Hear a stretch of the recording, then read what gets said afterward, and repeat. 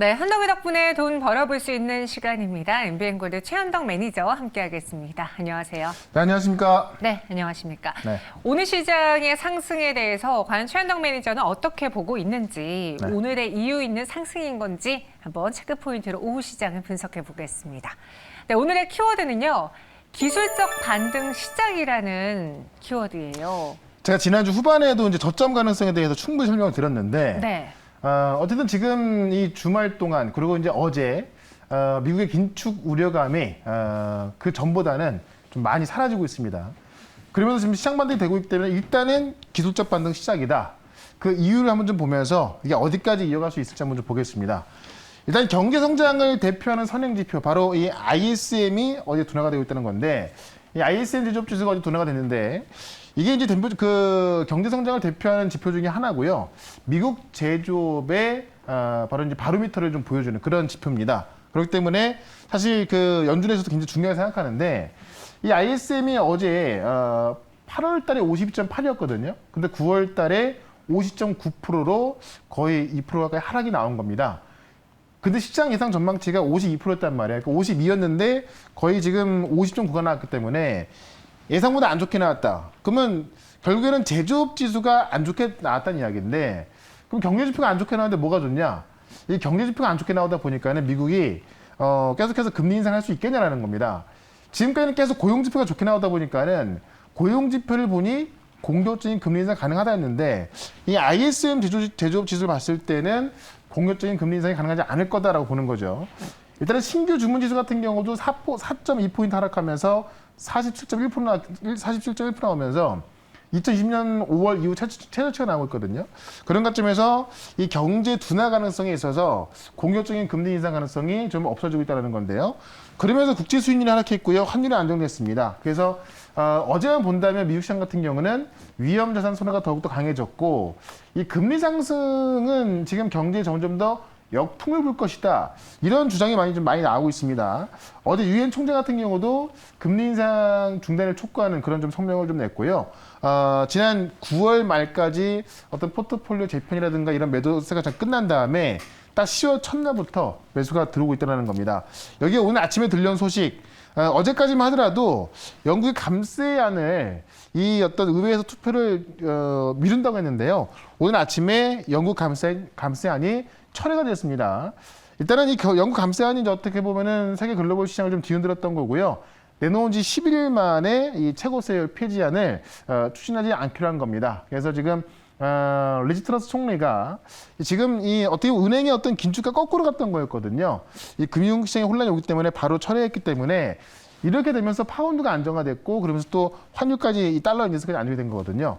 그럼 사실 지난주를 흔들었던 악재들이 일단은 영국발 악재는 좀 없어진 것이고, 그다음에 이제 공격적인 금리 인상 가능성이 계속 나왔던 건데, 지금 ISM 제조업 지수 하나로 좀 돌려놨기 때문에 다음 주 CPI가 발표되기 전까지는 기술적 반등은 이어질 거라 보는 겁니다. 다음 주 이제 13일 날 이 미국의 CPI가 발표가 되는데, CPI가 좀 많이 빠진다면은 역시나 금리 인상 가능성이 적어질 것이고, 만약에 또 좀 많이 안 빠진다 한다면은 시장도 안 좋을 텐데, 어쨌든 다음 주 CPI가 발표될 때까지는요, 이런 기술적 반등이 이어질 수 있기 때문에 이 기술적 반등에 있어서 시장의 주도주를 한번 대응해보자, 이렇게 좀 말씀드리면서 일단은 다음 주까지는 기술적 반등 이어진다, 이렇게 설명을 드려보겠습니다. 네, 아니 사실 우리가 힘든 상황에서 약간의 트리거만 있어도 막 시장이 흔들리는데, 네. 영국이 갑자기 감세안을 갖고 나와서 그렇죠. 얼마나 놀랐습니까? 파운드와도 급락하고. 그러니까 잘해보겠다고 한 건데 네. 오히려 혼란을 줘가지고 상당히 좀 그 변동성이 굉장히 커졌던 한 주였습니다. 그래서 이런 것들이 일단은 중단됐으니까 다시 시장은 기술적인 반등을 보여줄 것이다. 최소한 다음 주까지는 그래도 상승장이 나타날 것이다 라고 예측을 해보았습니다. 그런 시장 안에서 어떤 종목을 또 골라봐야 될까요? 저희가 지난주에 그 힘든 시장을 제약바이오를 좀 버텨냈거든요. 네. 종목을 잘 골라내면서 그 마지막 100달 100중의 마지막 타자가 셀리버리였는데 네. 어떻게 됐습니까? 역시나 셀리버리도 그날도 괜찮았고요. 네. 오늘도 올라가고 있습니다. 근데 어쨌든 오늘 시장은 좀 올라서고 있기 때문에 뭐 시장 덕도 있었지만은 어쨌든 워낙에 좀 낮은 가격에 좀 말씀을 드렸기 때문에 시장 반등에 치우치지 않고 있습니다. 워낙에 오늘 같은 경우 시장 주도주는요. 지난 한 주간 동안 또 계속 하락이 나왔던 반도체 장비 종목들이 올라서고 있는 건데 셀리버리 같은 경우는 빠지지는 않았죠. 근데 올라갈 때 같이 올라가고 있어서 시장의 안정 속에서 더욱더 추가적인 상승이 좀 가능한 겁니다. 어쨌든 셀리버리에 있어서 지금 이제 바이오 쪽에서는 지금 백발백중 나오고 있는데 오늘도 잠시 뒤에 말할 좀 기대를 해보셔도 괜찮을 것 같고요. 그다음에 이제 유틸렉스를 같이 말씀드렸던 건데 그 전날에 역시나 바이오인데 유틸렉스도 여전히 지금 제가 요 조정 구간에서 말씀드렸는데요. 여전히 지금 오늘 같은 경우도 5%좀 반등이 나와주고 있습니다. 바로 이제 유틸렉스를 지난주 금요일 날 요 조정이 나올 때 말씀드렸고요. 조정 구간에 매수하는 거다라고 했고 현재 지금 5.8% 올라서고 있고요. 장중에 7, 8% 이상 상승이 나왔죠. 어쨌든 제가 지난주에 말씀드렸던 종목들 시장 급락이 나왔음에도 불구하고 괜찮은 섹터에서 골랐기 때문에 지속적인 상승이 나와주고 있다. 그렇다면 결국 시장의 저점을 찍은 것 같은 어쨌든 기술적 반등이 다음 주까지 이어질 텐데 어떤 종목을 볼지 오늘도 한번 기대를 좀 해보셔도 괜찮을 것 같습니다. 네, 이렇게 두 가지 종목 리뷰 들어봤고요. 오늘은 새롭게 또 어떤 종목을 공개해 드릴까요? 현덕이 덕분에 첫 번째 공략주에 대한 키워드부터 보겠습니다. 네. 5년 만에 대규모 투자, 또 투자 소식 들려오니까 네. 오늘 이 섹터가 움직였는데. 맞습니다. OLED인데 네. 지난주에 많이 빠지기도 했고 빠졌는데 마침 삼성의 대규모 투자 소식까지 있습니다. 그러니까는 과대량 폭인데 올라갈 수 있는 모멘텀까지 있기 때문에 이쪽을 좀 공략을 해봐야 될 것 같은데 흔한 OLED 종목이 아니고요. 실질적으로 이제 메타버스와 관련된 종목이다라고 좀 보시면 될 것 같습니다. 내용을 좀 먼저 볼게요. 삼성이 OLED에 신규 투자하는데 이게 5년 만에 대규모 투자하는 겁니다. 원래 이제 소형 OLED에는 LG가 좀 강하고요. 이 대형 OLED에서는 이제 삼성이 좀 강한 거꾸로 삼성이 이제 소형 OLED 강한데 장비업계 순풍이 불 것이다. 이 5년 만에 8세대 생산 라인 구축하는 건데요. 내용을 좀 먼저 보겠습니다. 8세대 생산 라인을 5년 만에 구축에 들어간다. 지금 OLED 세계 1등이 삼성 디스플레이입니다. 신규 투자를 공식화했고요. 이게 5년 만에 나온 거고 그렇기 때문에 이 디스플레이 장비 업계에 4분기부터 발주가 들어갈 겁니다. 그러니까는 이 장비 업계들은 4분기부터 어떤 수주에 대한 기대감, 또 내년 실적에 대한 기대감이 같이 있을 수밖에 없겠죠. 뭐 스마트폰이나 태블릿, 노트북 이런 기기에 지금 OLED 채택이 늘어나고 있습니다. 특히 삼성 같은 경우도 알리벨 달성을 위해선 이 저전력, LCD보다 전력을 덜 소모하는 OLED를 쓸 수밖에 없겠죠. 그런 관점에서 지금 이 중소형 OLED 시장이 좀 커지고 있다는 건데 이 2017년 이후에 이 대규모 투자가 나오는 거고요. 최대 4조 원 4분기부터 발주할 것이고 지금 이 2024년에 가동하려면 내년 하반기까지는 준비를 마쳐야 되거든요. 그래서 늦어도 지금 4분기엔 빨리 발주를 해야 되는 겁니다. 그렇기 때문에 장비업체가 지금 대규모 투자에 기대가 있다. 이 6세대 양산 라인에 들어간 장비업체들이 그대로 8세대 라인으로 좀 들어갈 거로 좀 보여지고 있고요. 지금 주요 장비업체들하고 지금 논의를 하고 있다고 합니다. 그렇기 때문에 조만간 아마 이런 발주가 나올 텐데요. 우리가 많이 알고 있는 OLED 장비 소재 기업들이 있죠. 제가 많이 말씀드렸기 때문에 어떻게 보면 이제 좀 새롭게 볼 수 있는 또 최고의 기술을 갖고 있는 이 OLED 장비 종목을 증착 장비 종목을 하나 말씀을 드려보도록 하겠습니다. OLED 내에서 증착 장비 관련주 한 종목을 갖고 와봤습니다. 네. 과연 어떤 종목인지 이 디스플레이 오늘 OLED 주들이 뜨겁거든요. 이 투자 효과를 볼 수 있는 종목인지 여러분들 한번 확인해 보세요. 오늘의 첫 번째 공략주는 바로 선익 시스템입니다. 네. 저희 뭐 메타버스 그 열풍 때도 그쵸. 많이 올랐던 종목이잖아요. 자, 바닥에서 말씀드리고 60, 70% 올랐었는데 다시 빠져있거든요. 네. 그래서 지금 자리에 다시 한번 좀 말씀드리는 건데 일단 가격대가 좋다는 것이고요. 지금 OLED 디스플레이의 증착 장비 업체인데 삼성 디스플레이, 덕산 네오룩스, 두산 솔루스에 지금 거래하고 있습니다. 그래서 중국에도 좀 들어가고 있고요. 그냥 OLED라기보다는 올레도스. 그러니까 OLED 같은 경우는 이제 유리에 증착하는 건데 올레도스 같은 경우는 실리콘으로 만들죠. 그래서 픽셀을 더 촘촘하게 박을 수 있어서 화질을 선명하는데 올레도스를 가게 되어 있습니다. 그래서 이 소형 올레도스 증착기 세계 1등입니다. 주요 AR, VR 디스플레이 제조업체 공급하고 있고요. 주요 AR, VR 디스플레이 업체 대부분이 동사 장비를 사용하고 있다. 왜냐면 올레도스 같은 경우는 말씀드렸던 대로 이제 OLED 같은 경우는 유리에 픽셀 박는 거지만은 올레도스 같은 경우는 이제 그 실리콘으로 만든 OLED 그 픽셀을 받기 때문에 더 촘촘하게 박을 수 있는 거거든요. 그래서 최근에 애플이 지금 삼성하고 LG에 올레도스 개발을 좀 요청했습니다. 그래서 3500ppi급. 그러니까 지금 우리가 보는 그 스마트폰 OLED 같은 경우는 900pp이거든요. 근데 3500pp가 나와야 메타버스 이 VR에 쓸 수 있는 건데 이 3500pp의 올레도스를 개발 요청했고요. 이에 대한 핵심 장비가 또 이 소형 올레도스 증착기이기 때문에 이 선 시스템의 증착기 매출이 나올 수밖에 없다는 겁니다. 특히 애플이 이제 그 다음 달부터 양산에 들어갈 걸 알려주고 있고요. 내년부터 이제 출시할 걸 알려주고 있죠. 그래서 애플의 효과까지 있기 때문에 이 OLED 기업 중에서 이 선의 시스템을 좀 말씀을 좀 드려보면서 차트를 한번 좀 보도록 하겠습니다.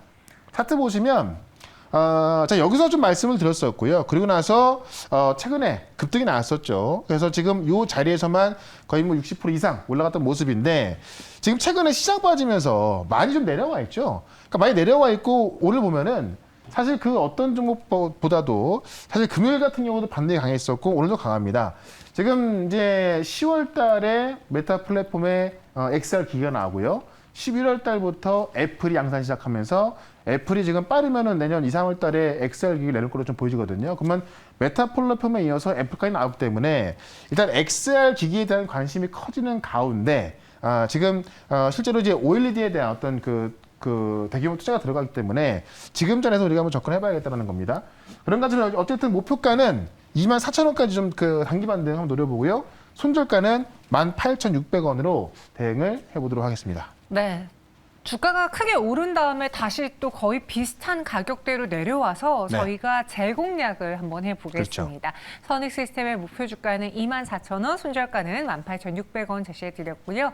이어서 두 번째 헌덕이 덕분에 어떤 종목일까요? 힌트부터 보시죠. 네. 1회 충전, 한 번 충전에 630km는 이거는 뭐 자동차 이야기네요. 그렇죠. 지금 이제 그 아이오닉 5 같은 게 500km 좀 넘거든요. 네. 그래서 지금 1회 충전에 630km가 나올 수 있는 그런 기술이 개발이 돼서 그 기술력에 있어서 그 소재를 개발하는 기업을 좀 말씀 좀 드려볼까 합니다. 내용 좀 먼저 볼게요. 1회 충전으로 630km 달릴 수 있다. 이 무음극 배터리인데요. 음극재가 없는 무음극 배터리를 말하는 겁니다. 그래서 포스트에 연구한 건데 내용 좀 먼저 보겠습니다. 이 조성진 연구팀하고 서동아 유니스트 에너지 화학공학과 교수팀에서 공동 연구 개발한 거라서 상용화가 된 건 아니고요. 이런 기술을 지금 했다는 겁니다. 그래서 일반적으로 배터리 충방전할 때 우리가 이제 그 리튬이요. 양극재하고 음극재에서 음극재로 갈 때 충전되는 거고 방전될 때 음극재에서 양극재로 가면서 방전되는 거죠. 그래서 그런 원리로 지금 양극재, 음극재가 있는 건데 음극재 없이 음극 집전체만으로 가능한 그런 좀 이론이 있습니다. 일단 배터리 용량을 결정짓는 그 음극재가 없기 때문에 더 많이 충전할 수 있는 거죠. 그렇기 때문에 지금 이런 이론이 있는 건데요. 이게 지금 이론과 실험을 통해서 이제 검증이 됐고요. 실제로 이렇게 하려고 하려면은 그 카보네이트 용매라는 그 전해질을 써서 구현을 해야 되는 건데 실제로 카보네이트를 만드는 그 우리나라에서 양산하는 기업은 하나밖에 없다고 합니다. 그래서 그거를 말씀드릴 거고 어쨌든 지금 우리가 양극재, 음극 다 쓰게 되는데요. 무음극 바로 음극재가 없는 음극집 전체만으로 가능한 그런 배터리라서 요 관련 그 소재를 개발하는 기업을 좀 말씀을 드려보도록 하겠습니다. 네, 음극재가 없이 음극 집전체만으로도 가능하다. 사실 지금 전기차를 살까 말까 고민하신 분들은 네. 한 번의 충전이 생각보다 그리 많지 않다. 그쵸. 예. 그러니까 사실 지금 전기차 중에서 제일 또 멋진 게 포르쉐에서 난 타이칸인데 거기도 전기차가 있어요? 전기차 있는데 네. 굉장히 멋지고 비싸지만 그 주행거리가 350km밖에 안 나와요. 그러다 보니까는 네. 과연 그거를 사는 게 좋은가라는 생각 드는데 어쨌든 지금 우리나라에서는 아이오닉 5 같은 게 500km 좀 넘고 지금 630km까지 나왔기 때문에 관련 기술 상용화가 아마 좀 금방 되지 않을까 싶습니다. 알겠습니다. 관련해서 어떤 종목을 눈여겨봐야 될까요? 제가 듣기로는 가격이 저희한테 전해줬을 때보다 더 많이 올랐다고 들었어요. 그러니까 지금 접근하시면 안 되고 왜냐면 제가 아침에 한 5% 올랐을 때 이제 그 종목을 정해서 보내놨는데 자, 들어오기 전에 보니까는 거의 뭐 상한가까지 근접해 있더라고요. 그래서 이 갑자기 왜 올랐대요, 이거? 모르겠어요. 지금 얘기하고 나서 올라갔으면 좋았을 것 같은데. 그러게요. 예. 알겠습니다. 어떤 종목인지 두 번째 종목 따라서 가격 전략은 따로 한번 또 들어보세요. 공개해 보시죠. 네. 그린케미칼입니다. 바로 이제 제가 그 조금 전에 말씀드렸던 그 소재를 만드는 기업인데, 네. 에틸렌 카보네이트를 우리나라에서 독자적으로 생산하고 있습니다. 그래서 이 카보네이트가 그 무음극제의 가장 그 핵심 소재인데요. 요거를 독자 생산하고 있기 때문에 만약에 이제 이 무음극제가 상용화 된다면은 이 그린케미칼이 좀 그 크게 수익할 수밖에 없겠죠. 지금 KPX 홀리스 그룹 계열의 화학물질 제조하고 있어서 이쪽에서는 좀 뭐 두각을 좀 보여주고 있고, 특히나 이 에틸렌 카보네이트라든가 이 디메틸 카보네이트 같은 경우는 그동안 수입에만 의존했던 건데요. 국내에서는 그린케미칼이 지금 독자적으로 생산하고 있다. 그래서 일단 무음극제 관련 소재를 만들고 있다라는 보시면 될 것 같고요. CCU 기술이라고 해가지고 그동안 우리가 이제 이산화탄소를 포집하는 어떤 기능이 많이 있는데, 지금 CCU 같은 경우는 이산화탄소를 포집해서 활용하는 것까지 말하는 겁니다. 그래서 이 이산화탄소 포집보다 한 단계 더 나아간 기술인데, 이 CCU 기술 확보하면서 최근에 국내 산업단지에서요, 이 이산화탄소를 그 포집해가지고 허브에 모아서 이 말레이시아로 이송하는 그런 어떤 그 협약을 체결했는데, 그에 대한 수혜 주기도 합니다. 그래서 일단은 뭐 이 그린케미칼 이 회사 명에 있듯이 친환경 관련주를 보시면 될 것 같고요. 유통주가 37%, 그러니까 대주주가 지금 60%를 좀 넘게 잡고 있어서 실질적으로 유통주가 좀 많이 없고 이런 종목 품절주라고 하죠. 그래서 지금 시가총액이 뭐 제가 아침에 확인했던 게 2,200억이었고요. 그렇게 되면은 유통주가 800억밖에 안 되는 겁니다. 이런 종목들이 이제 어떤 재료가 나왔을 때 급등이 나오는데 조금 전에 올라가고 있더라고요. 한번 그 차트를 좀 보겠습니다. 워낙에 이제 재료가 나오면은 급등 가능성이 있는 게 품절주예요. 유통주가 많이 없다 보니까는 어떤 살 수 있는 물량이 많이 없기 때문에 급등하는 건데, 지금 뭐 27% 올라가고 있습니다만, 제가 아까 이제 요 9,000원 초반에 있을 때 말씀 이야기했던 거거든요. 그래서 지금 접근하는 것은 좀 무리가 있는 거고, 다시 한번 내려온다면 9,500원 아래에 있을 때 한번 접근해보자라고 좀 말씀드린 거고요. 제가 목표가는 이제 그 11,000원까지 좀 해놨던 거기 때문에, 내려왔을 때 9,500원 안에서 매수하고요. 11,000원 정도에선 지금 이제 그 매도 목표가거든요. 그러니까 이게 기술을 갖고 있다 하더라도 상용화까지는 꽤 시간이 걸릴 수 있기 때문에 뭐 올랐을 때 매수하는 것이 아니라 떨어졌을 때만 가져보자. 그래서 그린케미칼이 이런 그 어떤 무음극제 관련 기업이다라는 것만 지금은 그냥 알고 가시면 될 것 같습니다. 네, 알겠습니다. 두 번째 그린케미칼 좀 매수 타이밍을 살짝 놓쳐서 너무너무 아쉽긴 한데 네. 지금 당장 따라 들어가는 건 절대 아니고요. 매수가, 목표가 여러분들 꼭 기억해 주시기 바라겠습니다. 오늘 두 가지 종목을 소개해 드렸는데 그 외의 시장에 대한 이야기는 또 어디서 들어볼까요? 사실 지금 그린케미칼 같은 경우는 놓쳤지만은 네. 지금 바닥에 있는 종목들 꽤 많이 있거든요. 그러니까 모멘텀이 얼마나 크게 작용하냐 문제인 것 같은데 시장이 좀 저점을 잡은 것만큼 싸게 살 수 있는 종목이 꽤 많을 것 같습니다. 중요한 건 빨리 올라가야 될 것 같은데 그런 종목 좀 말씀을 좀 드려볼 거니까 4시에 시작하는 무료 방송 유튜브에서 최현동 검색하시면은 4시부터 시작할 거니까요. 4시부터 들어오시면 되겠습니다. 알겠습니다. 저희는 여기서 인사드리고요. 현덕이 덕분에는 내일 이 시간에 또 찾아오겠습니다. 고맙습니다. 네, 고맙습니다.